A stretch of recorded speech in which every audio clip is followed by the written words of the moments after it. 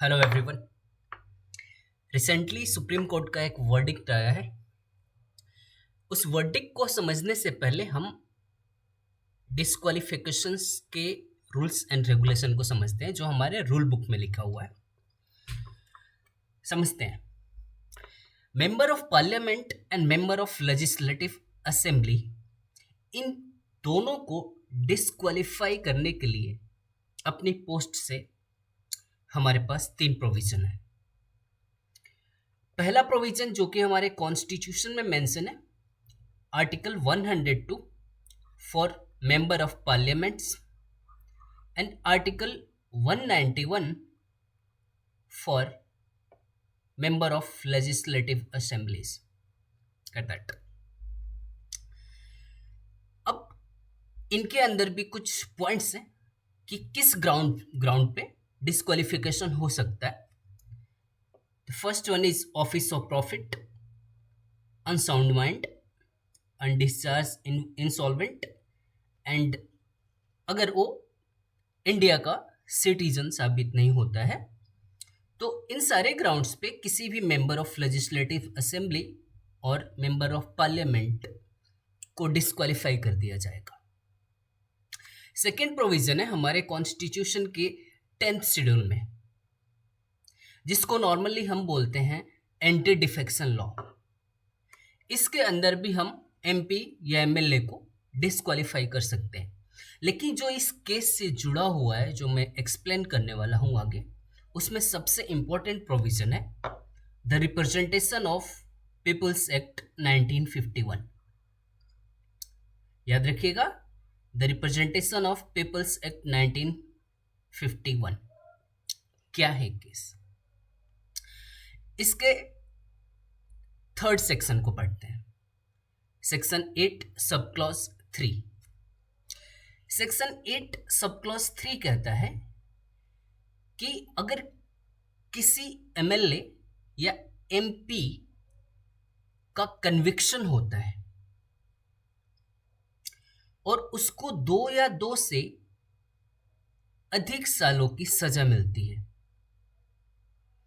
तो वो अपने पोस्ट से डिस्क्वालीफाई हो जाएगा। A person will be disqualified if convicted and sentenced to the imprisonment for not less than 2 years. Get that? Now, अब बात करते हैं, पॉइंट पे आते हैं, देखते हैं। बेसिकली एक वर्डिक्ट आया, एक जजमेंट आया बेसिकली 2013 में।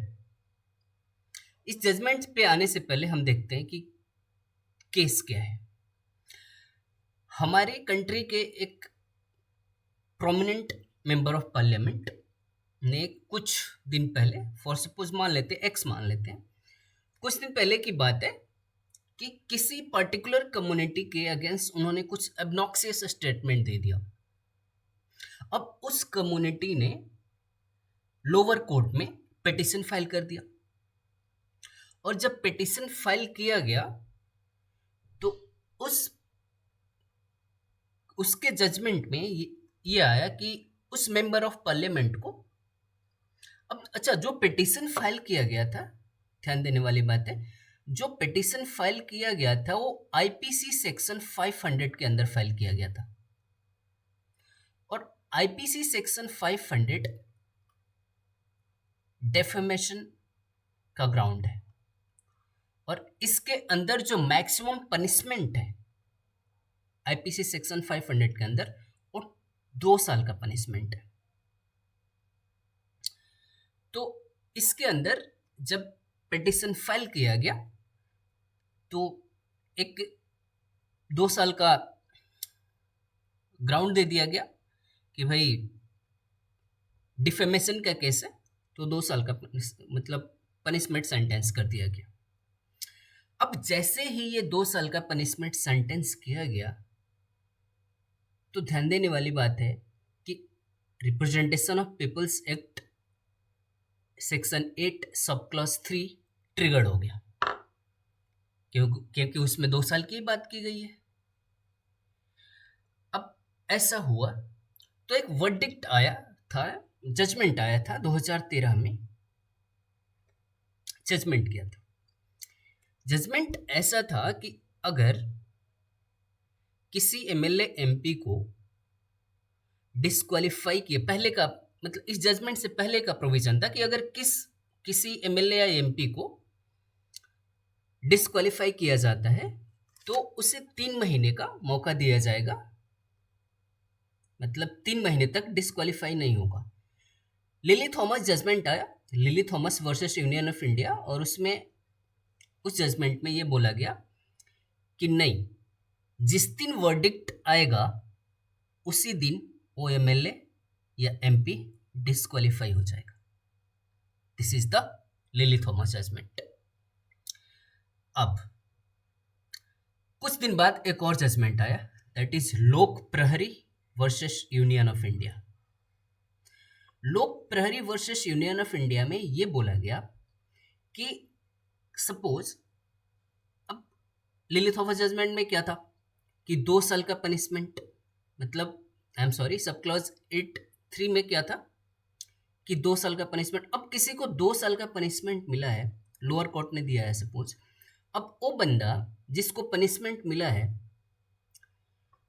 किसी हायर कोर्ट में अपील करता है, और अपील करने के बाद हायर कोर्ट उसके कन्विक्शन पे स्टे लगा देती है, तो उस मेंबर ऑफ पार्लियामेंट और मेंबर ऑफ लेजिस्लेटिव असेंबली के मेंबर का